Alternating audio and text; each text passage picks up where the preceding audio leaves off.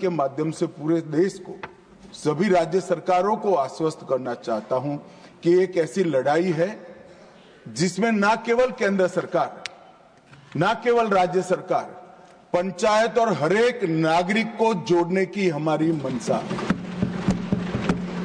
इसमें सत्ता के केंद्रीकरण का कोई विषय ही उपस्थित नहीं होता है। ये पूरा विधेयक अगर कोई ध्यान से पढ़ेगा तो हमारी आपदा प्रबंधन के लिए जो लड़ाई है, आपदा के खिलाफ लड़ाई है, वो लड़ाई को एक प्रकार से रिएक्टिव अप्रोच से आगे बढ़ाकर न केवल प्रोएक्टिव अप्रोच, इनोवेटिव अप्रोच और पार्टिसिपेशन करने वाले अप्रोच तक पहुंचाने का ये बिल में प्रयास है। मान्यवर, आपदा जोखिम न्यूनीकरण के लिए देश के सम्माननीय प्रधानमंत्री जी ने 10 सूत्रीय एजेंडा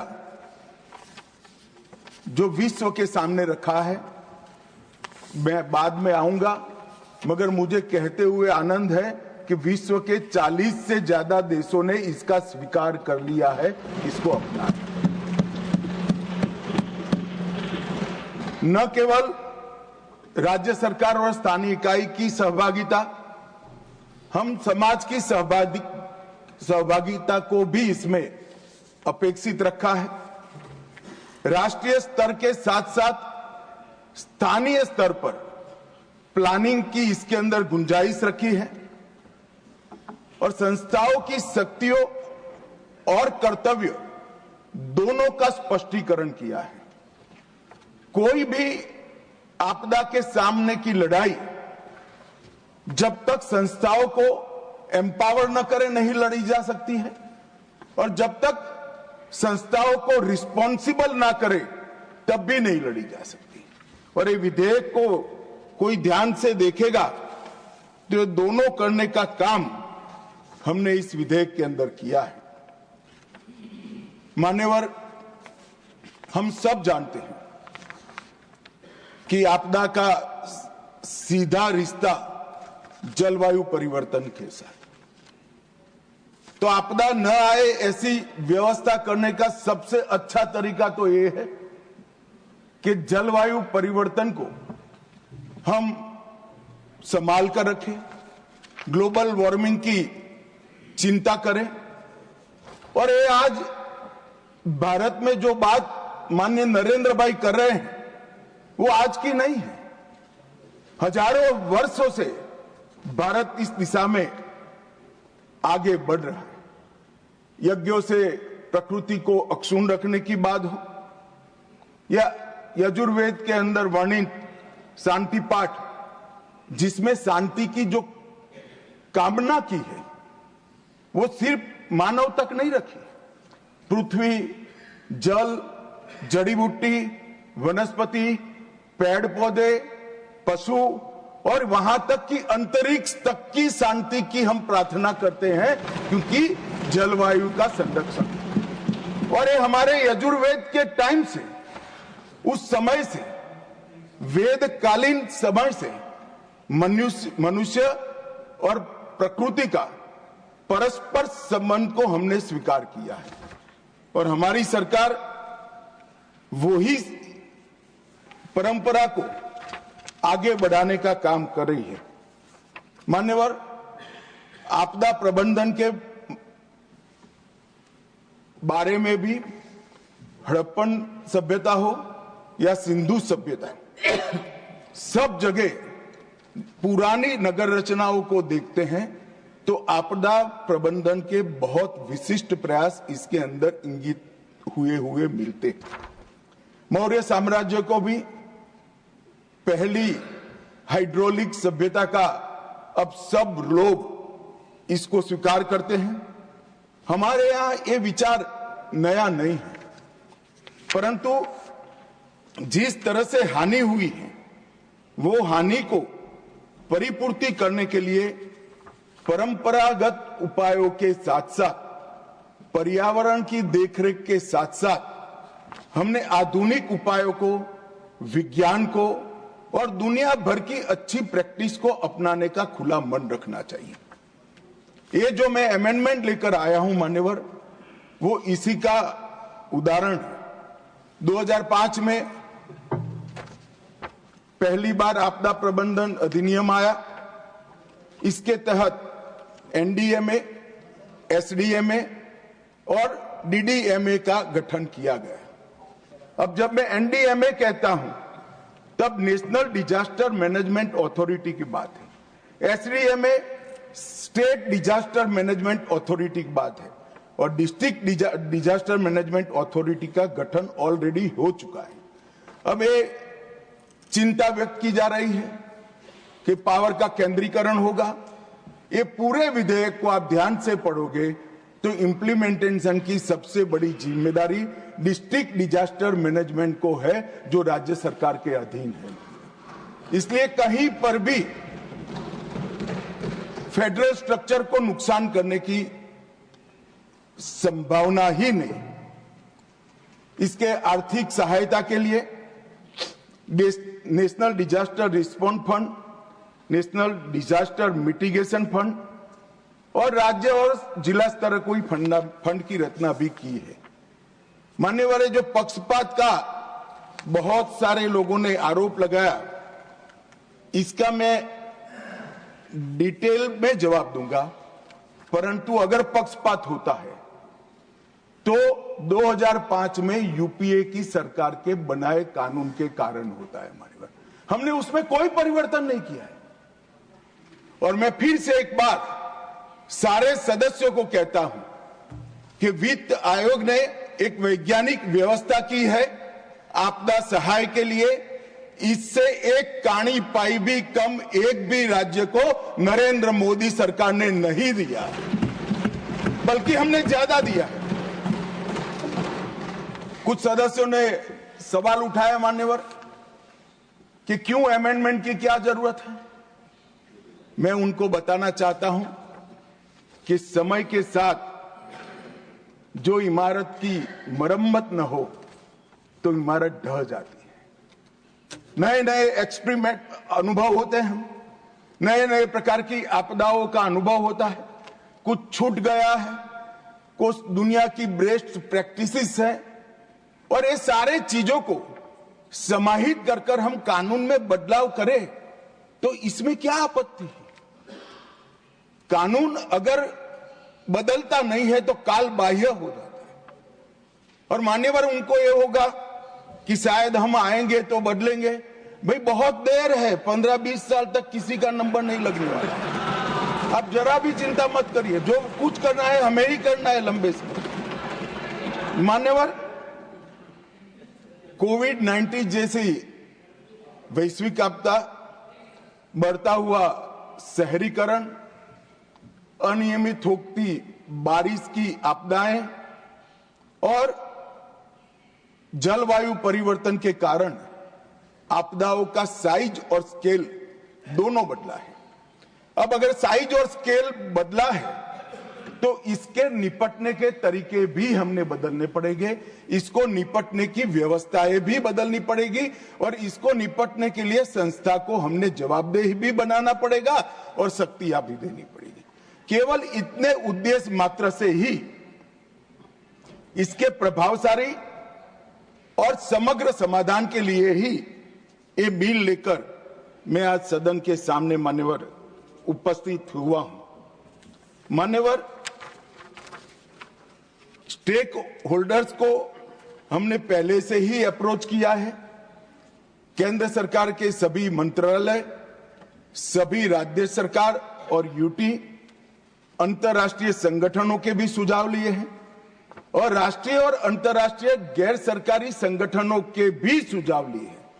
और मैं यहां ये बताना चाहता हूं, हमें मिले हुए सुझावों में से 89% सुझावों को एक्सेप्ट कर एक समग्रता से ये बिल बना। मान्यवर, यहां राज्य सरकार का अपनी पार्टी का प्रतिनिधित्व करना कोई नई बात नहीं है, बुरी बात भी नहीं है, करना ही चाहिए। मगर कम से कम विरोध करते वक्त कहीं ये मेरी राज्य सरकार का सजेशन है या नहीं है, इतना तो देख लेते। आपने ढेर सारे ऐसे सजेशनों का विरोध किया है जो उनकी ही राज्य सरकार ने की है। अब मैं एक एक के कर सदस्यों को बुरा लगे इस तरह की कटु बात इस प्रकार के विषय में करना नहीं चाहता, मगर मेरा आग्रह है कि कम से कम सिर्फ बिल पड़े बगैर मेरी पार्टी का स्टैंड क्या है, मेरी पार्टी की पॉलिसी क्या है, मेरी पार्टी की चुनी हुई सरकार की पॉलिसी क्या है, इसने क्या सजेशन किए हैं, इसको जरा देख ले तो एम्बेरसमेंट न हो। मान्यवर, मैं संशोधन के विषय में जाने से पहले संशोधन के मूल कारणों की ओर जाना चाहता हूं। हम इस विधेयक के माध्यम से रिएक्टिव रिस्पॉन्स से प्रोएक्टिव रिस्क रिडक्शन की ओर जाना चाहते हैं। मान्यवर, मैन्युअल मॉनिटरिंग की जगह से एआई आधारित रियल टाइम मॉनिटरिंग की ओर जाना चाहते हैं। मान्यवर, और रेडियो पर चेतावनी की जगह सोशल मीडिया एप्स और मोबाइल की चेतावनी की ओर जाना चाहते हैं। गवर्नमेंट लेड रिस्पांस की जगह मल्टी डायमेंशनल रिस्पांस, जिसमें सोसाइटी भी शामिल है, नागरिक भी शामिल है, उसकी ओर जाना चाहते हैं। मान्यवर, डिजास्टर रिस्पांस में क्षमता, तीव्रता, दक्षता और सटीकता, ये चारों को समाहित करने के लिए ये पूरा विधेयक बनाया गया है। और ये तो हम सब ने स्वीकारना पड़ेगा। मान्यवर, 10 साल के अंदर जो परिवर्तन आया है डिजास्टर मैनेजमेंट के क्षेत्र में, हम राष्ट्रीय स्तर के साथ साथ रीजनल और ग्लोबल पावर बनकर उभरे हैं, ये पूरी दुनिया स्वीकार करती है। और भारत की ये सक्सेस स्टोरी को लंबे समय तक बनाए रखने के लिए ये विधेयक है। मेरे शब्द प्रयोग को कोई गलती से न समझे, मैं सरकार की सक्सेस स्टोरी नहीं कहता, भारत की सक्सेस स्टोरी को लंबे समय तक बनाने रखने। मान्यवर, इससे एनडीएमए और एसडीएमए दोनों प्रभावित होंगे, प्रभावी बनेंगे। राष्ट्रीय और राज्य स्तर पर, दोनों स्तर पर आपदा डेटाबेस का सृजन होगा। शहरी आपदा प्रबंधन प्राधिकरण के सृजन की कल्पना इसमें की है, जो पूर्णतः राज्य सरकारों के अधीन होगा। और 15वें वित्त आयोग की जो सिफारिशें हैं, इसका 100% इम्प्लीमेंटेशन के लिए भी इसका एक खाका बनाने के लिए ये वैधानिक ताकत एनडीएमए और एसडीआरएफ को देगा। मान्यवर, इसके अंदर ट्रांसपेरेंसी, केवल इंफॉर्मेशन साझा करना ट्रांसपेरेंसी नहीं है, ट्रस्ट, क्रेडिबिलिटी और अकाउंटेबिलिटी, ये तीनों तत्व इसके अंदर डाले गए हैं। रिस्पॉन्सिबिलिटी, केवल कार्यभार सौंपना नहीं है, well defined roles, full stop comma में भी कंफ्यूजन न हो, ऐसे वेल डिफाइंड रोल्स हमने किया है। और साथ में नैतिक जिम्मेदारियों को भी डालना मान्यवर हमने काम किया है। एफिशिएंसी का मतलब पुराने विधेयक में केवल गतिशीलता था, हमने संसाधनों का सर्वोत्तम उपयोग, इसके लिए भी रिस्पॉन्सिबिलिटी फिक्स की। और सिनर्जी का मतलब केवल टीम वर्क नहीं है, हमारी तैयारी, सुप्रबंधन, समन्वय, तीनों कर सिनर्जी के साथ ये आपदा के खिलाफ लड़ने का इसके अंदर एक प्रयास किया गया है। तो ये 4 पिलर्स केवल शब्द नहीं है। अब आप इसकी धाराओं को देखोगे तो जब मैंने कहा ट्रांसपेरेंसी, तो धारा 2 इसको विस्तृत किया गया है, जैसे आपदा प्रबंधन, स्थानीय प्राधिकरण, mitigation, disaster risk, evaluation, exposure, recovery, पुनर्वास, शहरी प्राधिकरण, ऐसे नए शब्दों को परिभाषित कर ट्रांसपेरेंसी को हमने सुनिश्चित किया है।